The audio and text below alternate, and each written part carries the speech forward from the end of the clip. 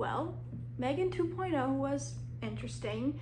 Megan 2.0 takes the events of the first one, and you are fast forwarded 2 years later, and you are shown the effects that it had on Katie and Gemma, and the future they take after those events.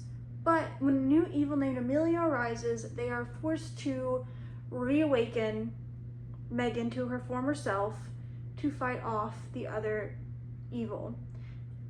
Now, I thought the first Megan was okay for me personally. I saw it the year it was released. I do plan to rewatch it after seeing this one.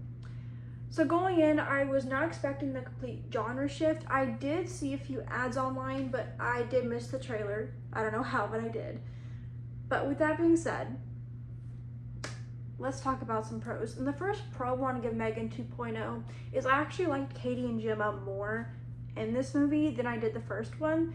And I like seeing the dynamic change between the 2 years, especially with Gemma's character, how you see she has become trying to advance technology to a better state, while also still using it to a degree of what she's fighting against.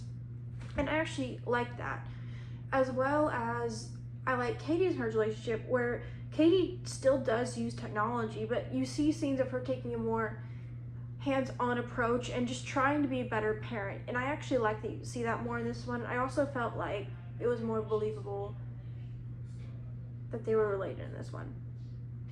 And I did find the action entertaining in this one as well. I do find this is more of an action movie than it is horror, which is a completely different take from the first one.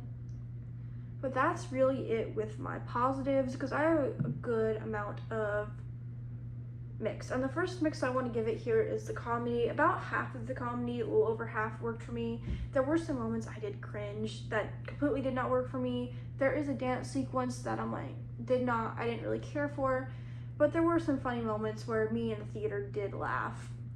I also want to throw a mixed in with just how together everything crammed together in this movie was.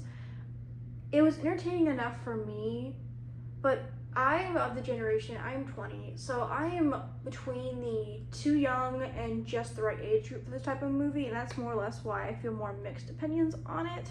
So the amount of stuff they cram into this movie, it does feel like a lot for me, but I also enjoy it to a degree. And that's really a lot where my mixed personally ends, because unfortunately there is quite a bit of negatives. I also want to add that I also find the look of Megan to be mixed for me personally.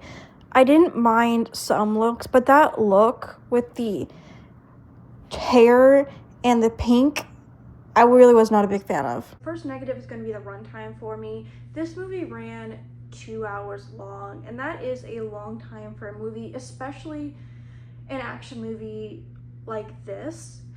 They could have cut a few minutes, it would have been perfectly fine. And then going along, another negative is I did not enjoy the ending.